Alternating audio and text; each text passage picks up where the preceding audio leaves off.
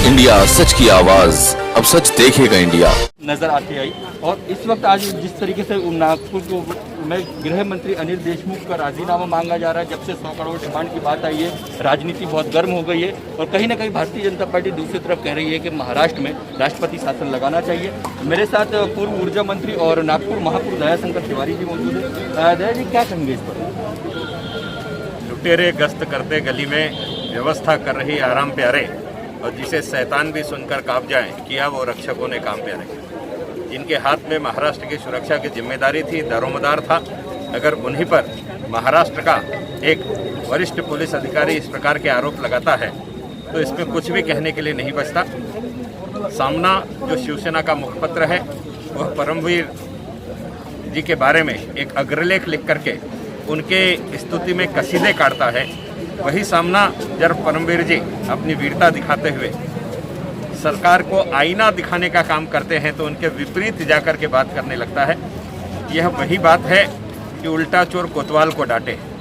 परमवीर सिंह जी जिस दिन तक उनके साथ में थे उस दिन उनके जैसा कोई अधिकारी नहीं, और जिस दिन परमवीर सिंह जी ने उनको आईना दिखाया और कहा कि आपका एक मंत्री 100 करोड़ रुपए प्रतिमाह वसूलने की जिम्मेदारी पुलिस विभाग को दे रहा है और कहता है कि मुंबई शहर से 100 करोड़ रुपए चाहिए, उस दिन परमवीर सिंह जी आपके लिए शत्रु दिखाई देने लगते हैं।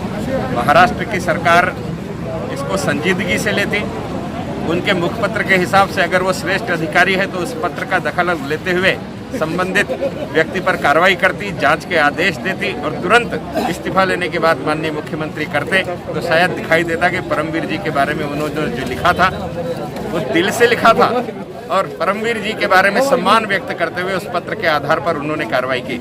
लेकिन ऐसा कुछ भी दिखाई नहीं देता। कहीं ना कहीं चित्र ऐसा दिखाई दे रहा है कि अब परमवीर सिंह जी के ऊपर ही प्रतिप्रश्न लगाने प्रारंभ हो गए। अब समझिए, अगर परमवीर सिंह जी पर ही परिप्रश्न लग रहे हैं तो इसमें उद्धव जिम्मेदार है, अनिल जिम्मेदार है या और कोई जिम्मेदार है? हिंदी साहित्य में एक बड़ी सुंदर सी पंक्ति है कि सारी बीच नारी है या नारी बीच सारी है, कि सारी ही की नारी है या नारी ही की सारी है। कुछ समझ में नहीं आ रहा है। ये गुत्थम गुत्था इस सरकार ने करके रखा है। इस सरकार को जनादेश के विपरीत काम करने के कारण स्वेच्छा से इस्तीफा देकर के महाराष्ट्र की इज्जत बचानी चाहिए, ऐसे ही मैं स्पष्ट रूप से कहना चाहता हूँ।